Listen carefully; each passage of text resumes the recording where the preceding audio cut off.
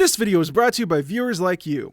It has been an entire year since Cats was released onto the world, and what a year it has been. And there's something that I keep in the back of my head whenever I see a movie this bad. A film this universally panned. It's this quote that I always heard attributed to the late great Ennio Morricone when it came to music and the movies. And it goes something like this. A good film can survive a bad score, but a good score cannot save a bad film. In other words, if you write bad music, but it's in a good movie, no one will really care. But if you write an amazing score for a film that did pretty mediocre, people will still probably not care. Film scoring is a really thankless profession. But that kind of gets you thinking when it comes to a film like 2019's Cats. With what might be the worst film of the decade, keeping in mind that it's also a musical, it kind of begs the question, is there a possibility that we all missed something here? Was there a musical diamond in the rough somewhere in this cesspool of a film? Was the music in Cats any good? No. Part 1, how the shit does Cats work? If we're going to talk about Cats, then we have to talk about how it works as a musical, which is not a difficult thing to do because Cats is not complicated. I don't just mean the film. The show Cats is as simple as it is vague, and that's what makes it work so well. I'm not kidding. Just give me a minute here and it's all going to make sense. So let's just go down the whole show. It'll make explaining everything way easier because this show is just so awkward. Okay, so we open with this cluster of numbers, the prologue, Jellicle songs for Jellicle Cats, the naming of cats, and the invitation of the Jellicle Ball. And we're introduced to our Jellicle Cats, a club of cats that are all trying to get selected to go to something called the Heaviside Layer, where they can go and be reborn and have a new life. So without a second to spare, we're immediately thrown into a bunch of cats singing and dancing about each other, I guess to try and justify why they should die. Yay. We get Jenny Anydots, the old Gumby cat, Rum Tum Tugger, the rebellious cat, Grizabella, the glamour cat, who, for some reason, used to be a Jellicle cat, but isn't anymore. She's no longer welcome to the party. Then we get Buster Jones, the cat about town, Mungo Jerry and Rumpelteazer, the mischievous cats, Old Deuteronomy, the leader of the Jellicle cats, who gets to select who gets to go to the Heaviside Layer and be reborn, a song about dogs fighting each other for some reason, and then there's this dance number called the Jellicle Ball, fine. Then we have this kind of weird moment at the end of Act 1 where we hear some more of Grizabella's number, then she tries to dance in the Jellicle Ball, but she's like old or washed up or both or whatever. She just can't cut it. Then she sings a little bit of Memory, and then it's the end of Act 1. Act 2 opens with Old Dude singing about, I guess, being happy. We'll get into this later, just trust me. But then we get right back into some more cats, like Gus the theater cat, Skimbleshanks the railway cat, McCavity the mystery cat, who also technically isn't a Jellicle cat. And McCavity kidnaps Old Deuteronomy, only for Old Deuteronomy to immediately be saved by Mr. Mistopheles, the magical cat. Then we get Memory, Grizabella gets selected to go to the Heaviside Layer, and Old Deuteronomy sings to the audience before they all get to go home.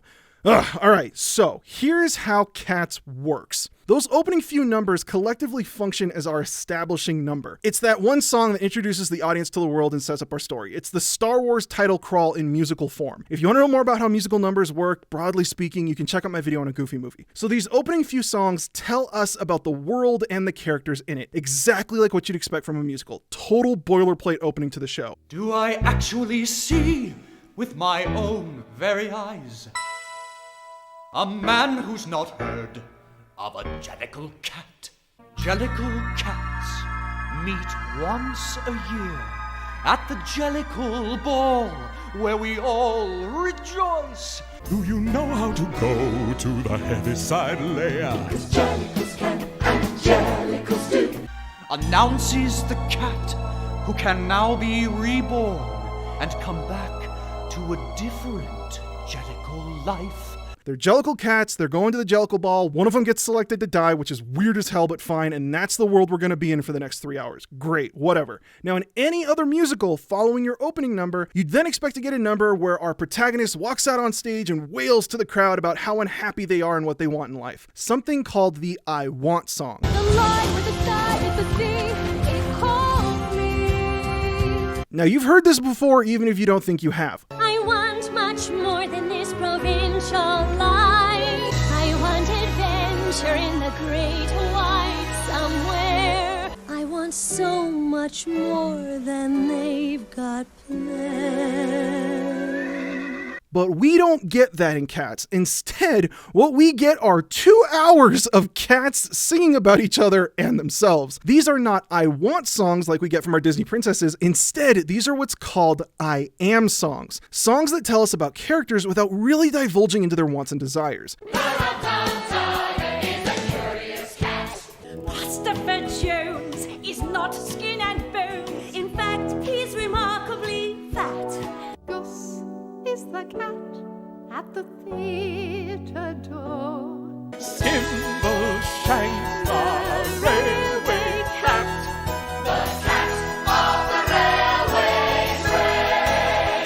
And that's because on top of not having a single protagonist that you would otherwise need the audience to emotionally latch onto, all of the cats in Cats want the same thing. They all want to be selected and go to the Heaviside layer, which we learned in the opening number. It doesn't make sense to have an I Want song because there's no protagonist. In fact, if you wanted to take this one step further, you could argue that the Jellicle Cats are a character unto themselves and that this is technically their I Want song, where we find out that they all want the same thing, death. So there are no individual I Want songs in Cats, except for one.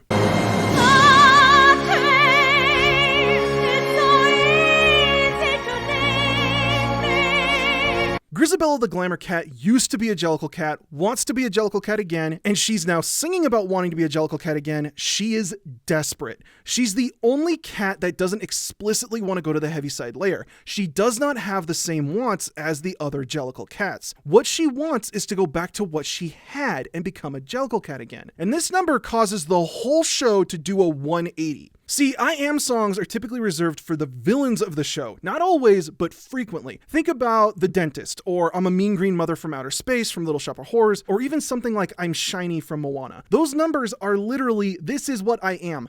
I'm a dentist, I'm a Mean Green Mother from Outer Space, I'm shiny. They do very little to explore the wants and motivations of the characters, and that's on purpose. By making your villain less three-dimensional, it makes it easier for the audience to side with the protagonist, especially in a show that's supposed to be widely accessible for families and children of all ages. Most of Cats functions like Gaston's number. The cats all sing about each other the same way that LeFou sings about Gaston, but even though it's LeFou doing the singing, it's still a song defining Gaston. Now, that's not to say that you couldn't flesh out your villain a little more by giving them an I Want song. Hellfire is actually a really great example of an I Want song for a villain, but imagine how much more complicated and potentially confusing it's going to make your story if Gaston suddenly stopped halfway through the show and sang this huge ballad about how much he's been in love with Belle since he first saw her. It would get really complicated really quickly, which doesn't help sell your show to a theater full of families. Instead, you're typically going to want to give your villain an I Am song. We don't like what we don't understand. In fact, it scares us, and this monster is mysterious at least. But what that means for Cats is that as soon as we get to the ending and memory, one massive I Want song for just one character, all of a sudden it kind of hits you that we've been dealing with several hours of musical feline circle jerking. Once you hear memory, you'd have to be some kind of sociopathic narcissist to think, nah, give it to the fat cat, he has a monocle, I trust him. All of those I Am songs suddenly become irrelevant to the emotional turmoil that Grizabella's been holding on to. And it's why the cats all suddenly move to be more compassionate toward her. In the course of a single number, this whole show isn't about vanity anymore, it's about agony. And that's it. That's how Cats works. Cats is almost explicitly a case study in how effective an I Want song can really be, and that's it. The show's all fun and games until you get to the end and you realize Grizabella's really been suffering, then the show ends. The whole show hangs on memory having that single massive impact on the audience. Structurally speaking, it's the first 15 minutes of a Disney movie interrupted by 2 hours of almost completely meaningless spectacle. Cats as a musical is just one big climactic moment called memory, and that's it. And if you know anything about marketing and pop music, then you'll understand how this entire show became so famous by being carried by that one number. And this is where the sell for Cats is really important. Cats was the first ever mega musical, the stage equivalent of a Hollywood blockbuster, a musical that was internationally successful and known for its spectacle. Fun fact, it was actually the first ever musical to hook up each of their performers to an individual radio mic so they could project their voices across the hall while doing all that choreography. It's kind of poetic for it ended up, but we're getting ahead of ourselves. It's such a simple moral that anyone can grasp onto it. It isn't difficult to get. Don't judge a book by its cover. You never know what other people are going through. That's it. Everyone can understand that, and it works. And so, in short, you'd think that this would be a perfect setup for a really, really successful film. Then they decided to add Part 2, Victoria.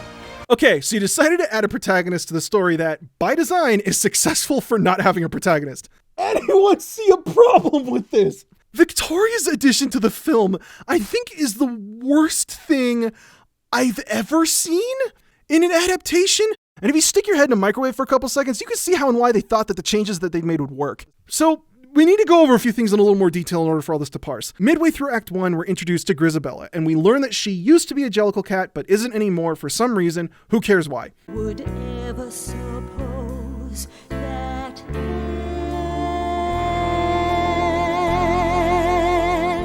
it was Grizabella the glamour. Then, at the end of Act 1, Grizabella tries to join in the Jellicle Ball, and Jellilorum and Jemima sing some of Grizabella's song. And while this is really subtle, it's also super important. Jellilorum is the cat that helps Gus later on. She's sympathetic to the older cats and wants to help them. And Jemima, well, she's going to come back later on. But it demonstrates that even some of the most sympathetic and naive cats know to avoid Grizabella at this point. So after a little bit of Grizabella's number, Grizabella tries to dance but isn't really able to pull it off, and in her frustration, we get the first instance of memory. Midnight, not a sound from the pavement.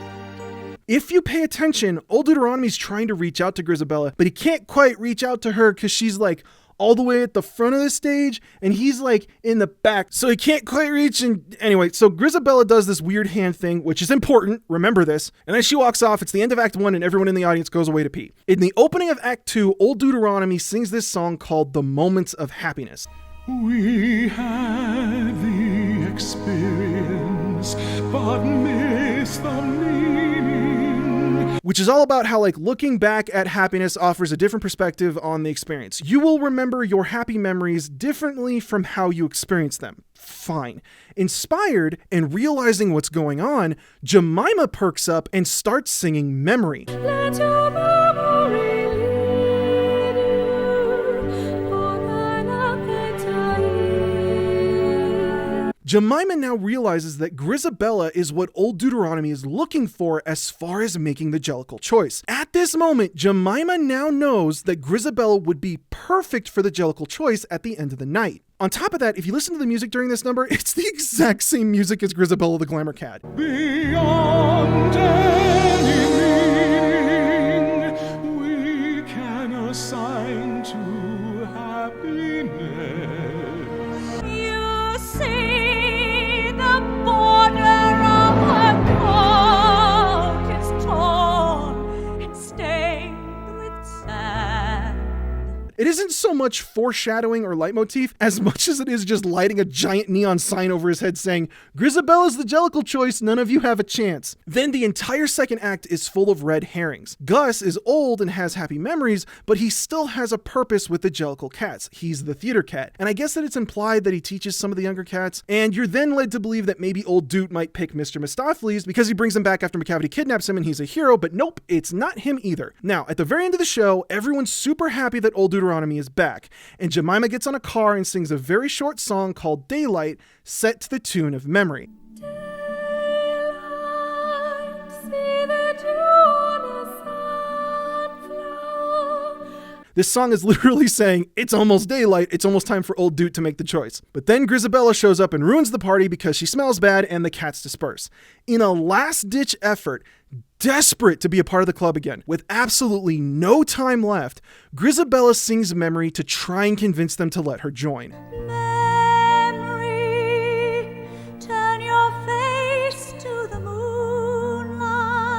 But it isn't working and she collapses on stage. Oh, but what's that? Jemima comes in like Black Panther in Endgame and starts cheering Grizabella on and tells her there's no time left, it's now or never.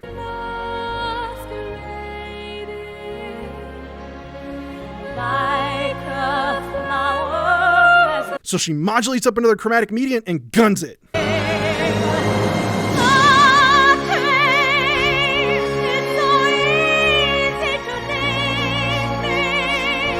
Now pay attention here, because this is where Cats tends to lose people. Like, believe it or not, there's a really weird Christmassy kind of vibe to Memory. Everyone always thinks that the lyric here is Memory all alone in the moonlight. Memory all alone in the moonlight. Stop. Not a Okay, good. That's not it. That's a different part of the number. Memory, all alone in the moonlight. The lyric here is actually,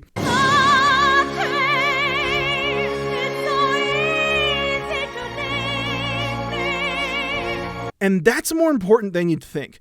Cats gets mocked for being really sexually suggestive, and it is. But the truth is that the physical contact is a big motif in the show. It shows how all the cats are interconnected. The cats touch each other to show that they're not alone. Specifically, they'll do that weird hand thing, just like you see Grizabella trying to initiate whenever she's on stage. When she screams, "Touch me," It's far more literal than you might think. She's desperate to go back to being a part of the group, and she literally wants someone to touch her so she'll be accepted by the group again. Then we hear the line, "If you touch me, you'll understand what happiness is." If you touch me, you'll understand what happiness is. If you're the Jellicle cat that touches her and brings her back into the group, you'd be giving her the greatest gift in honor, having you for a daughter. I'm sorry, I couldn't resist. But now here's where you really need to pay close attention to the show. Whenever Grizabella's on stage, the younger cats all rush to her to try and figure her out and welcome her to the group. But the older cats always stop them before they can touch her and tell them no. When Grizabella comes back on stage for memory, one of those cats is Victoria. This moment where Victoria touches Grizabella isn't significant because it's Victoria. It's significant because no one stopped Victoria.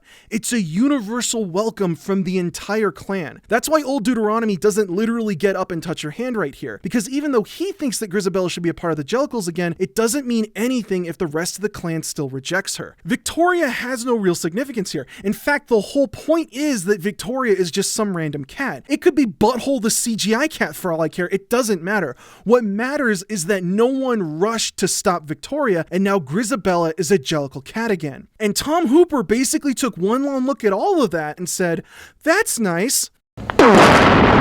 Just to give you an appreciation of how much of a colossal misunderstanding of the picture book level story we're dealing with here, look at this scene.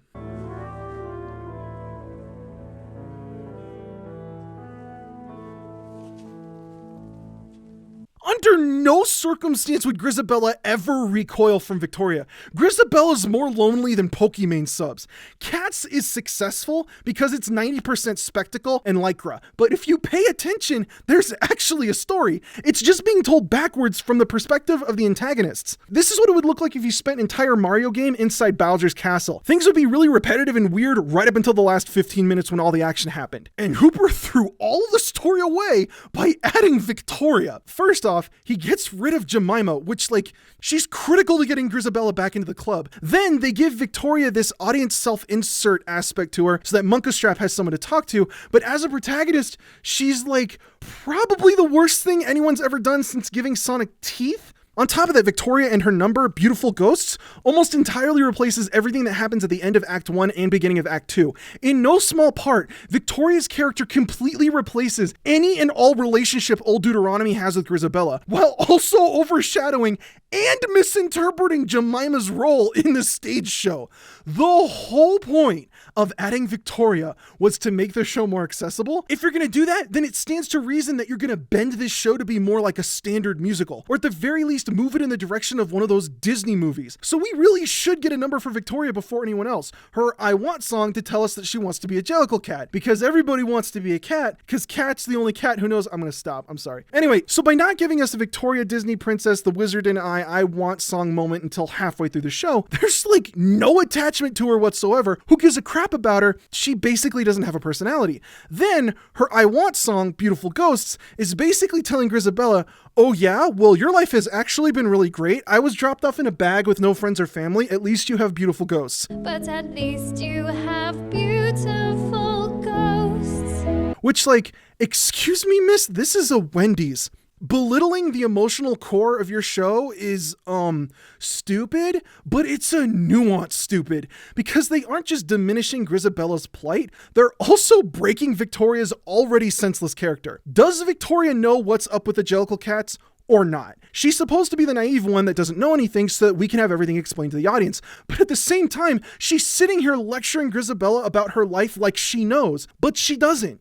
Or does she? Does Monkastrap need to show her the ropes, or does she already have it down? Because she seems to know all the words when it matters. Does Victoria know what's going on or not? Because if she does, then her whole I Want song is basically saying, yeah, being a Jellicle cat does sound awesome, and you did totally screw it up. Sucks to be you. Which is a really callous thing to do to the backbone of your show. Then when old Deuteronomy gives us that limp-wristed delivery of the moments of happiness, and don't worry, we're gonna get to that, it almost feels like it's for Victoria, not Grizabella. Victoria is, at best, a severely confused character that makes almost no sense and comes at the cost of the core of the only story that you really get in Cats. So not only does Victoria's inclusion detract from the central point of Grizabella's emotional storyline, it actually invalidates it. It actively works against everything that makes this show work, which is why it's all so confusing. This whole show is just memory and 2.5 hours of justifying memory, and you've almost single-handedly annihilated basically everything about how it works. The lyric is literally touch me, and Grizabella here does not want to be touched. How simple do you need this to be? Oh, but if you pay attention to what happens right before Jennifer Hudson screams, touch me, you'll find that Victoria is actually touching her. How did you get this so wrong?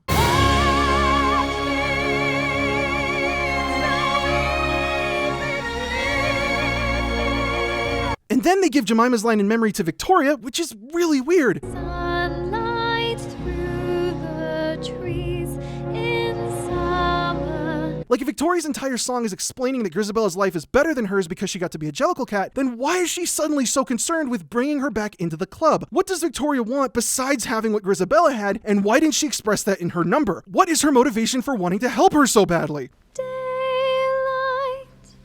see the dew on her sunflower. And again, I want to reiterate, this song isn't some magical song that summons Grizabella or anything. It's literally just telling us that it's daylight. But this film gets that confused and thinks it's the only reason Grizabella comes to the Jellicle Ball. Like, without Victoria, Grizabella would have never shown up to the party and tried again. It completely removes all of Grizabella's agency. Victoria's the one trying to explain to Grizabella that she's got it good, while also being the one that's trying to bring her back into the Jellicle Cats. So cool, that doesn't make any sense. And then we finally get to the end of memory, and old Deuteronomy sings this line from Beautiful Ghosts, for a reason. All your memories of pain, let them go. So, hey, like, that doesn't have anything to do with, like, anything, unless you're literally about to kill Grizabella and she's gonna dance with ghosts because she's gonna be dead. She just wants to be a Jellicle cat again. Grizabella's entire character arc is the absolute opposite of this Kylo Ren let the past die crap. She's so desperate to go back to her old life that she dies to be reborn into this club. So cool, that also doesn't make any sense. She's not letting go of the old memories. That's the point. You just don't understand, like, how Cats works, bro. On top of replacing the relationship that old Deuteronomy has with Grizabella, Victoria just gets in the way of everything that Cats has going for it, narratively speaking. And from here, we get into all the performance issues. Part 3, music is hard. Some of the performances in this film are absolutely pathetic. At times, this film feels like an exercise in musical humiliation. I don't even know where to start with this. We might as well dive into the part that everyone likes to rip on. When the day's hustle and bustle is done, then the Gumby Cat's work is but hardly begun. I'm speechless. Not just because this is a bad performance, it is, but there's something really awkward about it. If you haven't noticed yet, she's not singing the melody. But when the day's hustle and bustle is done, then the Gumby Cat's work is but hardly begun. When all the family's in bed and asleep, she tucks up her skirts to the basement to creep. And when all the family's in bed and asleep, I tuck up my skirts to the basement to creep. And forget the fact that she's having some really serious intonation problems for a minute, because believe it or not, most of this isn't actually Rebel Wilson's fault. In an excerpt I found from the score from the Cats wiki, because of course that's a thing, you can see that they labeled Jelly Lorem with having the melody in this trio section, and that's the line that they gave Rebel Wilson to sing all by herself. But according to the score, Jelly Lorem is sandwiched in between the other two singers. She's deeply concerned with the ways of the mice. Their behavior's not good and their manners not nice. If you're like me and hear this top voice as the melody, then when you listen to Rebel Wilson's performance, it doesn't sound like she's singing the melody. It sounds like she's singing one of the harmonies with no one actually singing the melody.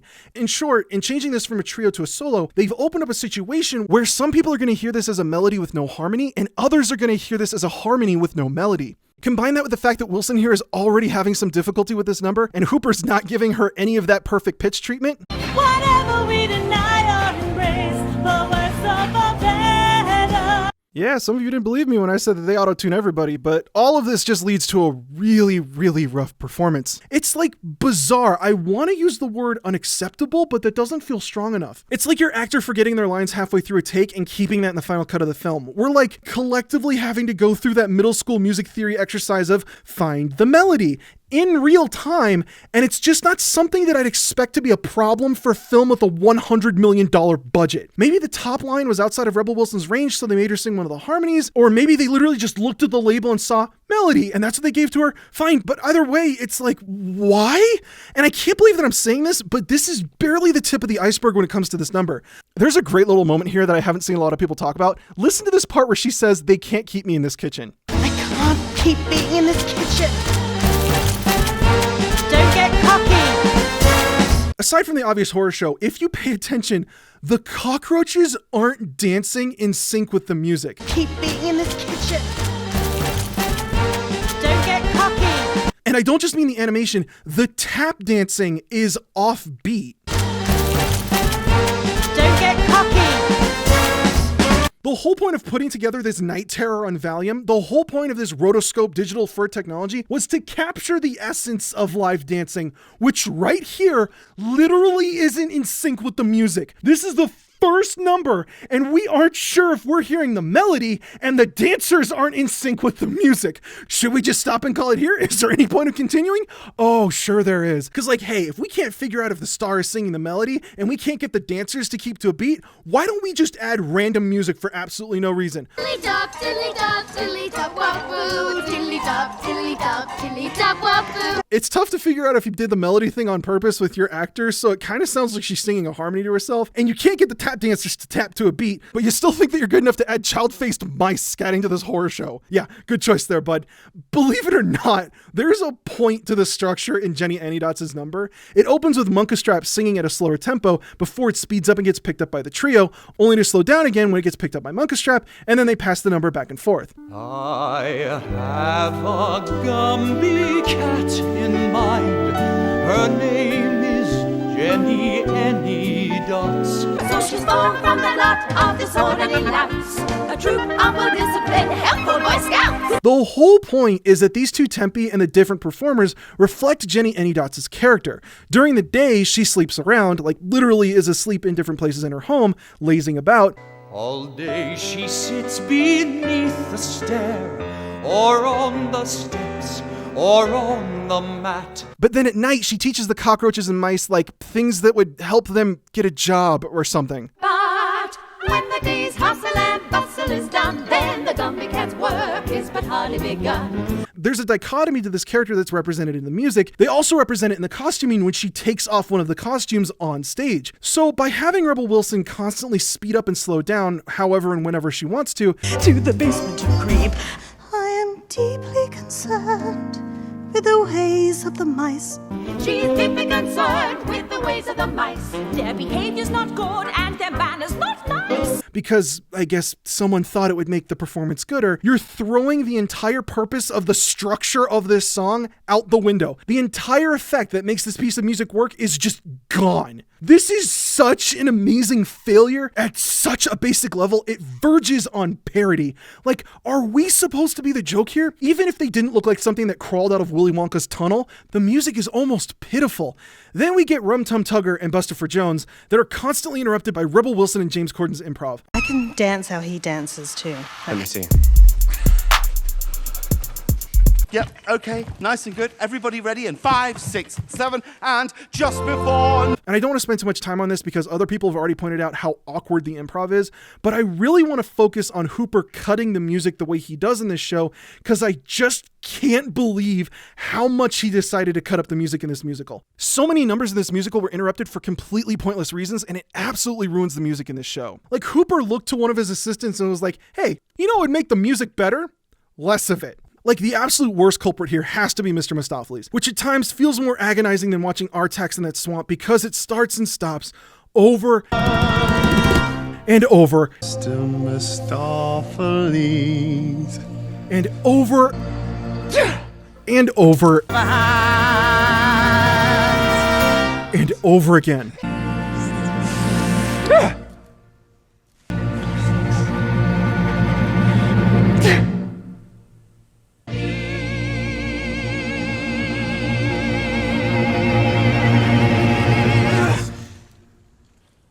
So let's get a little positive spin on it here. Let's go over some songwriting 101. You never really want to have your numbers start and finish at the exact same energy. You'll tend to want your song to grow in energy over time, especially if you're writing in this poppy musical theater kind of style. So what happens is that you can break down all the songs in Cats into two groups: songs that start soft and quiet and songs that start loud and fast. What Weber does for the slow songs, which is most of them, is he'll start with a solo, then build up over the course of the number, and then by the end he's pulling out all the stops with the ensemble and the orchestration and the harmonies, and it has a big finish. McCavity is a great example. Starts with a solo. McCavity's a mystery cat. He's called the Hidden Paw. And by the end, everyone's on board.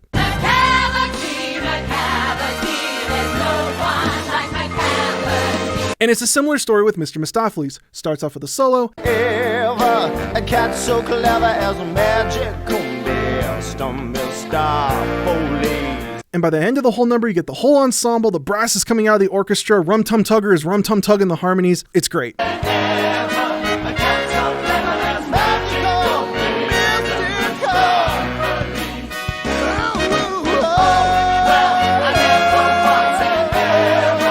But in the case of numbers that start fast and end fast, Weber pulls out a different trick. If you start fast, the only way to make it feel like you're speeding up is to drop the tempo. And that's how you stop a high energy number from feeling like it's stagnating. A great way to make it feel like you're making your high intensity number even more intense is to drop out for a second before throwing everything you have at the audience. Now it's time to rock the show. Come on, you are the star tonight. Daddy, don't you know? With numbers like Rum Tum Tugger and Skimbleshanks that start fast and end fast, Weber gives them a reason to slow down so that we can get that sense of musical acceleration. Rum Tum Tugger gets this little moment. Sniff and sniff. I only like what I find for myself. No. So you catch me and I ride up to my ears and you put. And I actually love this moment in the number where he kicks the ball and Mr. Mistopheles is supposed to catch it, but it totally goes over his head. But Skimbleshanks does something similar. It has that fake train fall apart on stage just to give us a little breather.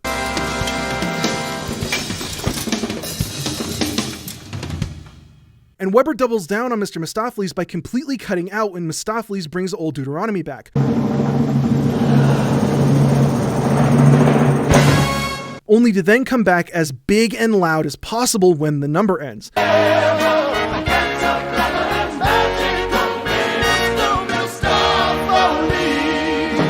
Even if you don't get something like a literal tempo change, you might break for a dance number, which keeps the music going even if the vocals stop. And that's really important because since the music continues, while the energy might feel like it could be dipping a little bit, it maintains the impression that it's all one continuous piece of music because the music never stops. That's not what happens in the film, because Mr. Mistopheles starts and stops over and over and over again, and it loses any and all momentum that it builds up over and over and over again. We're restarting the tune from the very beginning 6 times. It's clear what Hooper thinks he's doing here. He thinks that he's dangling a carrot on a stick in front of his audience, taunting them with one of the more popular numbers, but it ruins how the number actually works. Instead of baiting his audience by prolonging one long, exciting piece of music, he's giving us 6 smaller, repetitive, boring pieces of music. On top of that, every time it restarts, it's with a soloist who doesn't sound like they're plugged into a click track, so it just drags and drags until the ensemble comes in.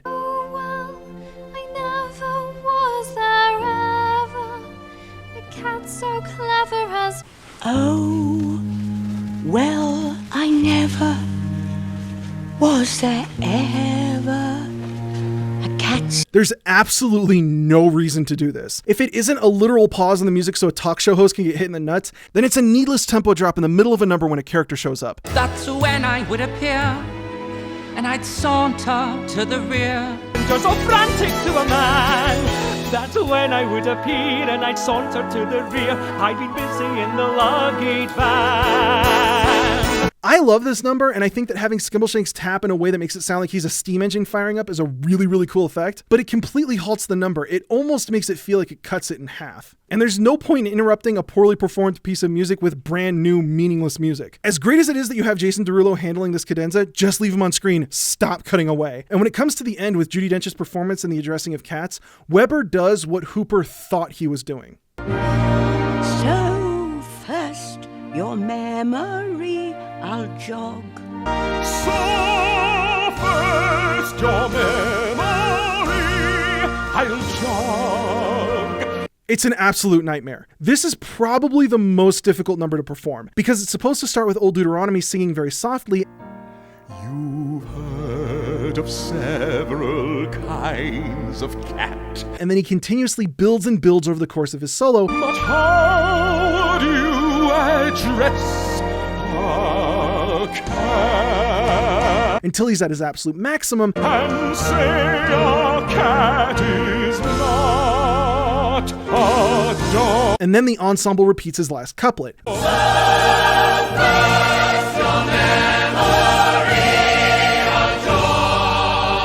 Then it dies down again. With cats, some say one rule is true. And it continues like the beginning. Old Dude starts soft, builds throughout the solo before he's at his max. The ensemble comes in, but then this time he continues singing, and he starts singing the harmony, only to end on this absolutely huge note. I think it's a high B.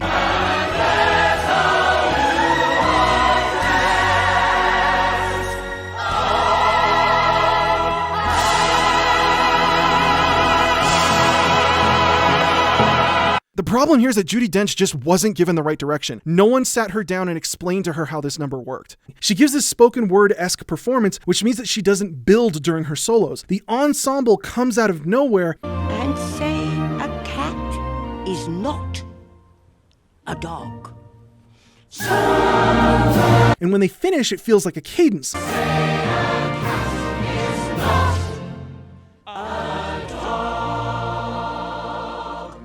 Only to go back to Judi Dench doing the exact same thing at the exact same intensity for another whole minute. With cats, some say one rule.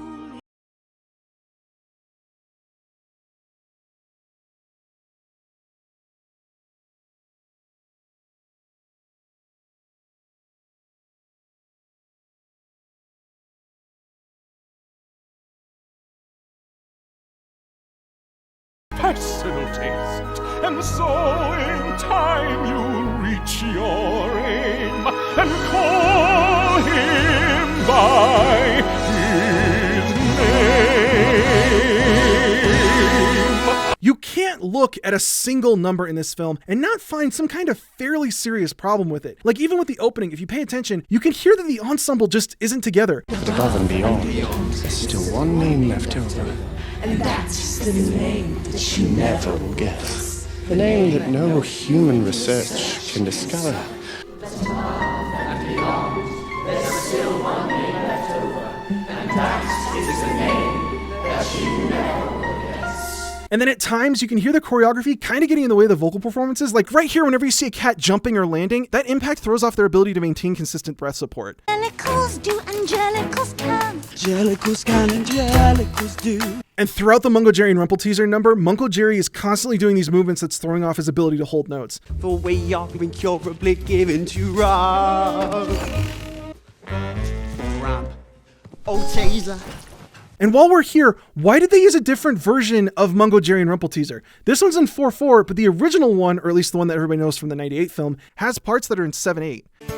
When the family assembles for Sunday dinner, their minds made up that they won't get dinner. And I feel like the 7/8 version is way better than what they put in the film. And then there's Growl Tiger. Why? The lyrics literally say that McCavity is a ginger cat. McCavity is a ginger cat. McCavity's a ginger cat. He's very tall and thin. It's the words in the song, dude. The song literally describes what he's supposed to look like. Between memory and this, I'm starting to question if there's a 100% literacy rate in Hollywood directors. I can't get over just how bad almost every aspect of the music in this show is. Even if they did somehow figure out how to make these human-cat hybrids without frightening children, there would still be these enormous musical issues. It's just so painfully apparent that Hooper doesn't understand how or why these numbers work. And in the process of messing the numbers up, he tried to course correct them by adding to them, which only made them much, much worse. But the thing about all this is that he never really had a chance in the first place, because he ruined this show before he even started. Part 4, Stolen Time. A lot of Les Mis is what they call recitative. Okay, so the material is really suitable for this kind of freedom. I do the soliloquy and it starts with, "What have I done, sweet Jesus, what have I done? Become a thief in the night, become a dog on the run. Have I fallen so far and is the hour so late?" Okay, so that's, if you were singing it literally, it'd be like that. I can go out there and some takes I'd be like, what have I done? Sweet Jesus, what have I done? Become a thief in the night? Become a dog on the run? Have I fallen so far and is the hour so late? Now, I already have a video about how the live recording on Les Mis was really bad, and originally I was going to talk about this problem in that video, but honestly, it seemed too nerdy, like who would really care about this? But lo and behold, Hooper dragged it into Cats as well. Okay, so originally I had like a half an hour segment here talking about the differences between like aria and recitative, and then the differences between recitativo secco and recitativo accompagnato, and it all got really complicated. From everything I'm getting here, he's describing a secco performance, but most of Les Mis is really accompagnato at best, when it isn't almost explicitly an aria, or at the very least an arioso, but I'm not going to sit here and explain what all that means because we're going to be here all day. In short, he's not completely wrong, but I feel like he's missed some really serious nuances about how like music and opera works. Like for starters, I feel like the soliloquy in Les Mis is a little bit more of an aria because it's just Valjean singing about his feelings and his thoughts and nothing's really happening in the story, but we're just not going to get into it. What this gets down to is that he's talking about taking some really serious liberties with the performance when the music just doesn't really allow for it. Check out how what Jackman's talking about here snowballed into some really serious problems. There's a dance where if they need a millisecond more to form a thought before they express it, they can take that time. I feel my shame inside me. The actors are leading that piano. That is a huge relationship between the actors and the pianist. For whatever reason, whether it was Hooper or Jackman or some other music director, producer, whatever, they decided that what they should do is have the actors lead the performance and then have their pianist that they had on set follow along. I can only speculate why they wanted to do this. Hooper really seems to lack the musical vocabulary to really describe what he wants in any meaningful detail. The click track gives us the pulse where the piece is flowing. Which is basically a sound that the orchestra hear in their ears.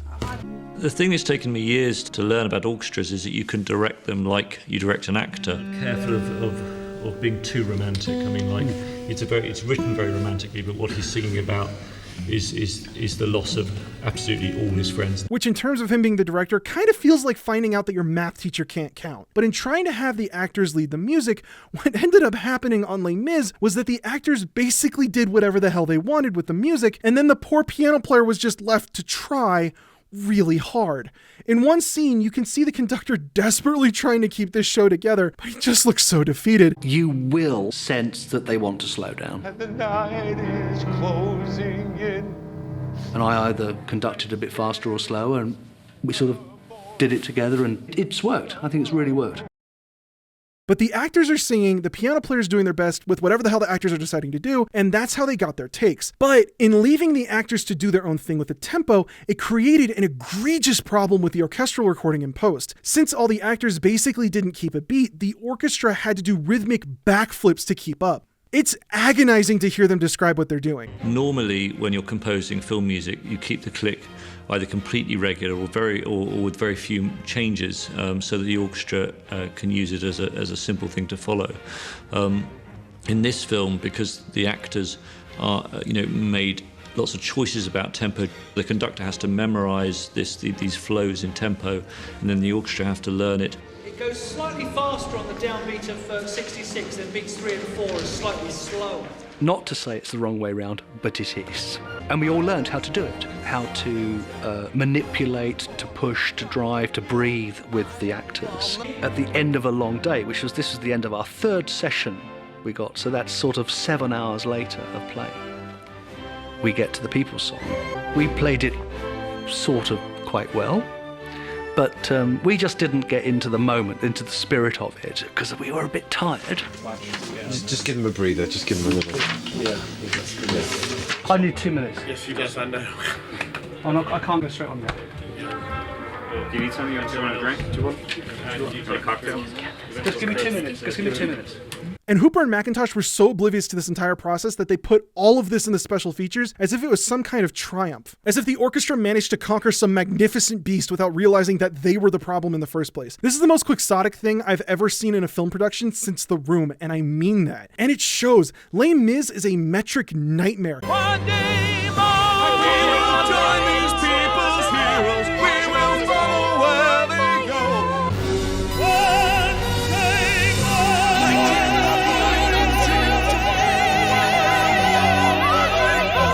Can you learn their little secrets?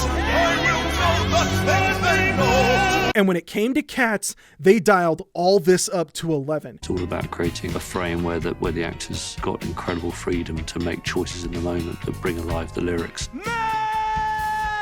They even brought Simon Hayes back, who won an Oscar for his work on Les Mis, and rightly so. That was an insane amount of work that he had to do for Les Mis. The first time that Tom and I met, he was talking to me about the honesty and the energy that you get from a live vocal recording. We've pioneered live vocal recordings on Les Mis, but this is Les Miserables on steroids. In an article penned by the different audio leads on set discussing what they did to facilitate Hooper's expectations while working on Cats, Victor Chaga, I hope I'm pronouncing your name right, the Pro Tools music editor, specifically outlines how they rigged up this 5-track musical system where at the press of a button, they could switch between a playback of pre-recorded music, like a mock-up of the orchestral track, a playback of an orchestral track but with a live piano over the top to help guide the performers with certain cues that they might be struggling with, a live piano playback with a click track based on a tempo map of the pre-recorded material, a live piano playing but with a few reference clicks from a click track, like having a metronome count you in but then the piano goes from there, or finally, a setting where they can let the piano player play completely free, following whatever the actors decided to do on stage. And all of this was happening in the middle of takes. One part of a number could be played to a click track while the next would be performed alongside the piano player following whatever the actor wanted to do and then back again. It is stunning to read about because it almost feels like the audio equivalent of Mythbusters on meth. Creating this absurd playback system is kind of like strapping a rocket engine onto a 3-wheeled shopping cart. Like, yeah, it is extraordinarily impressive that you managed to pull this off, and I feel really sorry for the team of, and let's be real here, top-of-the-line audio engineers. These people are literally at the top of their field. Imagine if you had world-class cancer researchers working on a marketing campaign for the health benefits of mouthwash enemas. That's about what we're dealing with here. So when the ensemble feels like they're suddenly listening to a click track, it's because they are. Someone pushed a button, and now they all have a metronome in their ears. Suddenly, we have an explanation as to why it sounds like Rebel Wilson is being left musically unsupervised on a set right here where she's messing with the tempo. If it sounds like these soloists are waiting for a click track to start in their ear, that might be because the whole set is waiting for them to do just that. And here's where a really great example of this misunderstood warped metric technique is at its absolute most destructive. Gus is the cat at the theater door. I get it. It's Gandalf, and some people really like this performance, and that's fine. Everyone's entitled to their own opinion, even if it's wrong. Just listen to that clarinet and flute. Try to follow them around in the background. It's absolutely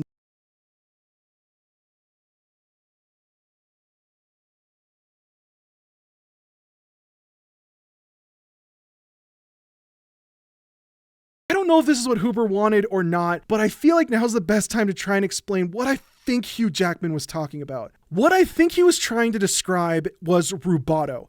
Rubato, or tempo rubato, translates to stolen time. This is what happens when a performer messes with the internal meter and rhythm of a phrase in order to make the performance seem more natural and expressive. Betty Buckley's performance of Memory is actually a really great example of this. While you're listening to this, pay attention to where her and the orchestra separate.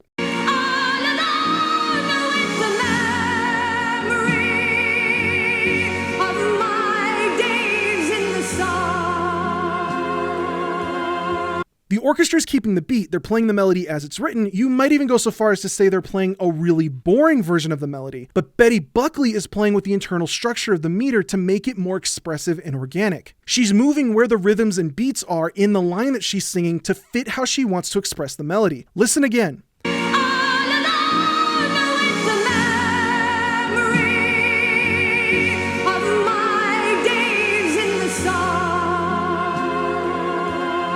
Now compare that to Elaine Page's performance.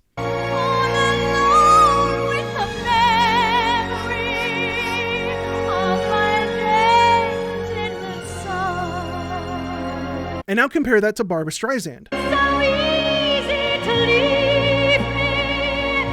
Rubato is a component of phrasing, which is basically how and why you perform a piece of music the way that you do. Phrasing is the art of performance, and it's an extremely complicated subject to try and cover. In short, that's why people get doctorates in music performance. Now, there are a few things about rubato that you gotta know. You don't just speed up and slow down whenever you want. Whatever time you take, you have to give back. That's why it's called stolen time. Otherwise, people will slow down during the tricky parts, and then they'll speed up when it gets easy again. And you see this a lot in inexperienced performers. You could spot it a mile away. Like, oh, say you've got to deliver a line really quickly or something, and your diction might not be up to par. Hint, hint.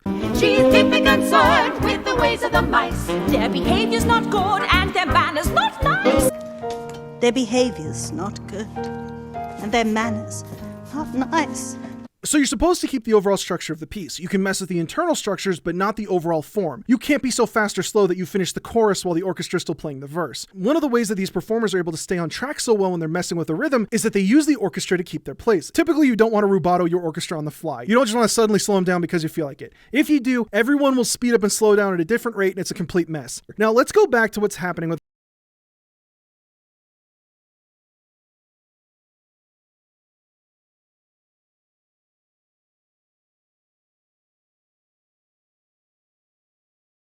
all over the place, and the orchestra is trying to keep up with him, landing the notes where he puts them, not the metronome. So instead of getting a genuinely rubatoed effect, it's just warped the whole meter. Listen to the original. You can actually hear Susan Tanner deliver some of these lines a little more rubato, and it makes it feel a little more personal, more natural. Gus is the cat at the theatre door. His name, as I ought to have told you before.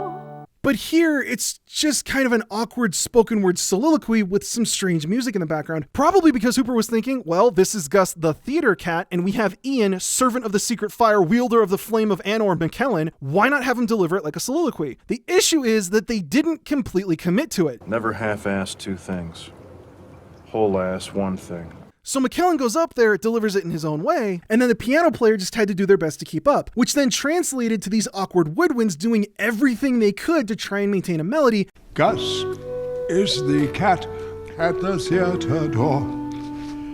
As opposed to the almost lullaby quality that we're supposed to get with the orchestra in the stage version. For he isn't the cat that he was in his prime, though his name was quite famous.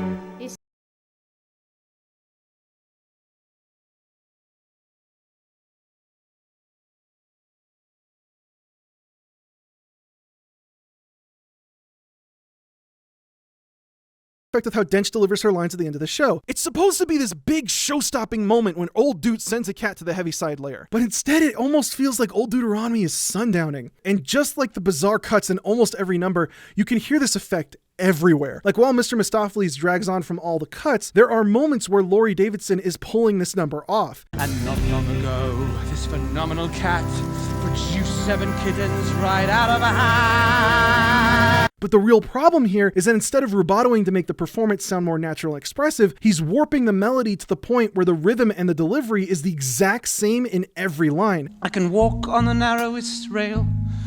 I can pick any card from a pack. I am equally cunning with dice. He can pick any card from the pack. He's equally cunning with dice. He's always deceiving you into believing that he's only hunting for mice. Ow! So instead of coming off like a more natural music performance, it makes it sound like more of an artificial spoken performance. You can even get this effect in Jennifer Hudson's Memory.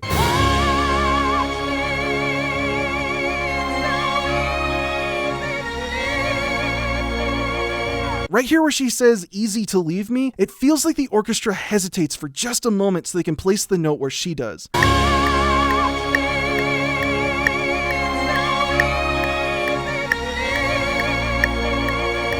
It's really subtle, but once I noticed it, I couldn't help but feel like the orchestra's working against her a little bit here. If I play other versions of Memory, you can tap your foot along with the orchestra and the performers dance around the meter.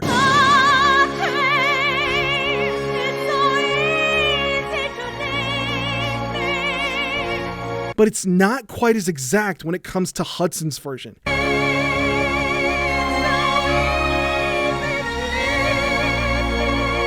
Instead of having the orchestra supporting the performer like we get with Buckley or Page, here the orchestra is following Hudson, and you get these moments where it almost feels like the orchestra's trying to anticipate where and when she's going to land on those notes. It's holding her back ever so slightly. And believe it or not, there's an eye-opening revelation about Hollywood's methods that you can glean from this film. Part 5, Dance Rehearsal. So I kind of lied to you a little bit. Back when I said you can't rubato an ensemble like an orchestra, you can, but it's really difficult to do on the fly, so you don't. Instead, you do it in Rehearsal. See, so many people have only ever performed in a scholastic environment where the rehearsals were where you learned the words and the music and you all learned to play together. That's not even remotely close to how it goes in the professional world. You walk in already knowing all the words and the music, or in the case of most orchestras, you're already good enough to sight read it. And the whole point of the rehearsals is that the conductor tells you how they want to perform it. The phrasing. They'll say things like, I want to slow down at measure 30, whatever, and watch me on the downbeat of letter Q, I really like to lean into that fermata. You write all that down with a pencil, and then you're ready to go for the show. And in the case of you accompanying soloists on stage, this is where and how the soloists, performers, everyone all comes together and decides how they want to play what. Never in the history of forever have you ever had someone walk on stage and just hope that the orchestra would follow whatever the hell they're doing. That is so impossibly backwards that just writing this made my blood pressure rise. You would never, ever just suddenly slow down on a whim and expect the orchestra to bend around you. I don't know how or why Timothy Hooper and the powers that be have all of these horrible preconceived notions about music that are all just entirely wrong, but they, along with this film, have single-handedly proved that we do not, in any way, shape, or form, live in a meritocracy. This is ass backwards to how live performances work. Hell, even pre-recorded ones. You never record the voice and then write the music around it. Ever.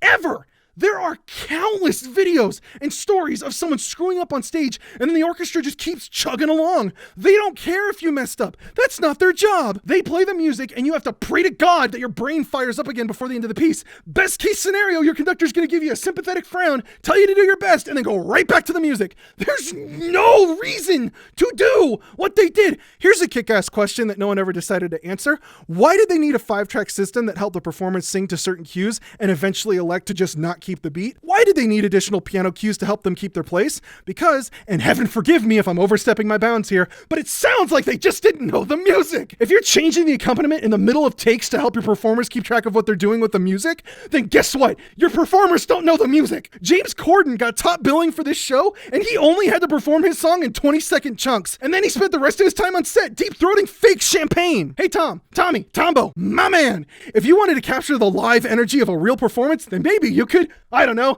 treat it like a real performance. Talk to the music department and your performers. Figure out what everyone wants to do for their number. Then have the orchestra record the music in the way that it's going to appear in the final film. Then you blast that into the actors' ears while they're performing. Bada bing, bada boom. You've got a show, baby. And I saved you at least $2 million in overhead. And I didn't even have to reinvent the wheel there. That's just how this works on Earth. What the shit were they doing in rehearsals? I swear to God, if someone says that they were learning the music, then guess what, folks? We weren't watching a professional production. We were watching the world's most expensive rehearsal of the world's most basic musical. Even if they rehearsed the crap out of this show and knew it all like the back of their hand, there's no point in encouraging them to change their performances each take live on set. You can't treat these musical numbers like improv comedy. That's just not how this works. Because here's the thing. I'm gonna be fair. There are parts of this film where it kind of works.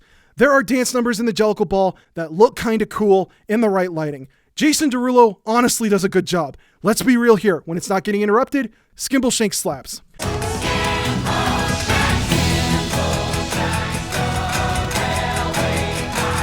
And do you know why? Do you know why, Tom? I'm going to give you a little bit of a clue here, Hooper. If you want to dance, you have to dance to a beat. No one's ever listened to Barrios Sequenza number 3 and thought, oh yeah, daddy, that's a real toe tapper.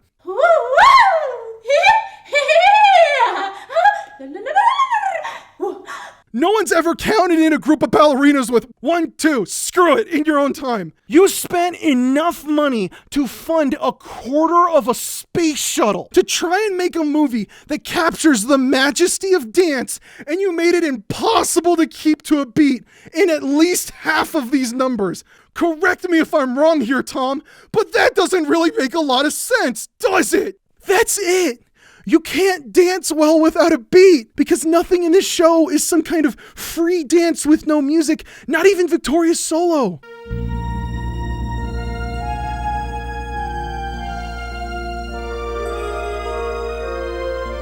everyone walks away talking about how this show is about the dancing, and they took out the one thing that makes it possible to dance to this show. Now I know that someone out there is going to reference some avant-garde solo dance routine that's performed to radio static because they took one semester of intro to dance before becoming a family studies major like everyone else in the performing arts department, and they just want everybody to know. Go ahead, make a TikTok where you dance to Gandalf Gus here and see if you can make it go viral. I dare you. I can't believe I'm saying this, but there's a reason Weber wrote the numbers in the show the way that he did, and there's a reason this show has been as successful as it's been. You could very easily move your body to the original version. Good luck with whatever the hell this is. Despite all the cuts in his track, Rum Tum Tugger's number maintains all that energy because it's one of the few numbers played to a click track. That's why it carries that energy with it. Or Skimbleshanks, it's because you need a click track to keep everyone on that 13/8. You can't do the 1 2 3 1 2 3 1 2 3 1 2 1 2 when someone's making up the tempo.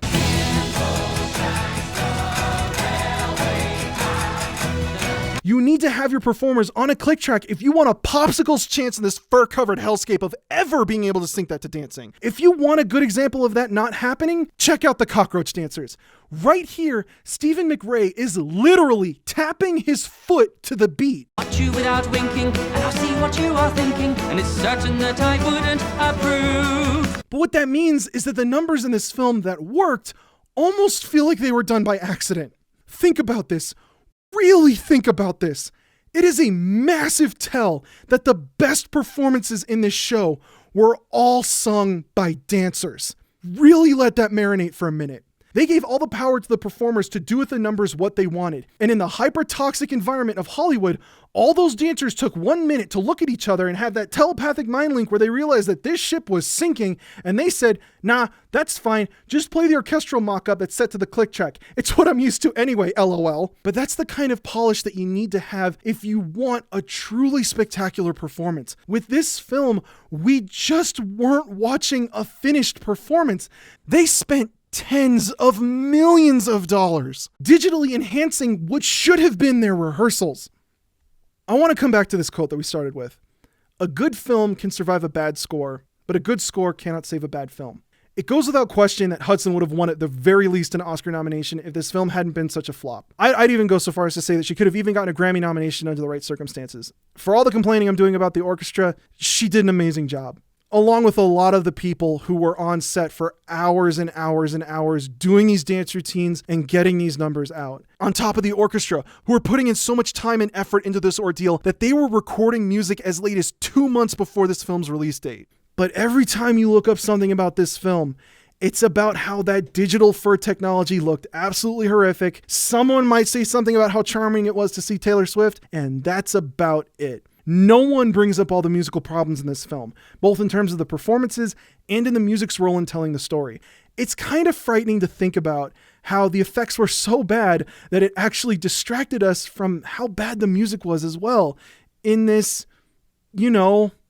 musical. Why make a musical without focusing on the music? Thanks for watching. I'd like to thank my patrons for making these videos possible. With an extra special thank you to Alec Kulakowski, Alex Klinkert, Always Posh, Anthony DiDonato, Artemy, hey Artemy, Ariella Jaglam, Captain Casey, Charlie Holly, Christian, Clara Tan, Darren Almgren, Dawn Marie Curran, Edith with the Man Hands, Ella Ryra, Elise and Thomas Constantine, Eyeball Boy, For the Horde, Google it, Gregory Holderness, Hayden Jandro. I don't trust anyone who isn't honest about their addiction to ice cream. I want you to tell me if my fear is justified that no one will pay attention to me if I'm honest about my addiction to ice cream. It was too long before, but Ice Cream Dude is valid. Jason Kim, Jeff Bridges, but you can call me The Dude. Joe Engel, John Egbert, Jordan Adams, Joseph Spiros, Josh Bacte, Julian Dubois, Justin Harley, Karen Rosenau, Keltier, Looney, Major Lardwina, Elizabeth IV, Delanyard, Ging, Quengu, Michael Hubbard, Mike Wisnick, Myron John Tatarin, Nicole, Nicholas Coent, Praylock, Progressive App Store, Rasputin, Russia's Greatest Yeet Machine, Rachel Augsburger, Rafael Martinez Salas, Ravenhorn, Rich Marzullo, Rick Osborne, Ryan Vick, Sideway-tastic Mr. Ben, Sky Pilot, Tabitha Ockleford, Take That, Rewind It Back, Sideways Music Theory, Make Your Brain Cells Go Clap. Thanks for that. I'm sorry, I'm so bad. Terra Fimiera, Transpanic Power Hour, Vox, Wisdom Minari, you are loved, you are valid, you deserve to live, you are not the exception. You shall call me the Pumpkin Queen, and that little symbol that I still don't know how to pronounce. I'm really sorry. Please send me a DM so I know how to say your name. I'd also like to thank everybody who requested this video. I know it's been a long time in the making, and I'd like to thank everyone for requesting that I talk about this nightmare film. And if for whatever reason you like what you saw here, be sure to subscribe and check out my other videos. Follow me on Twitter and Twitch to have your musical questions answered live. And if you really like what I'm doing, then consider supporting the channel on Patreon. But that's all I got for now. Thanks for watching.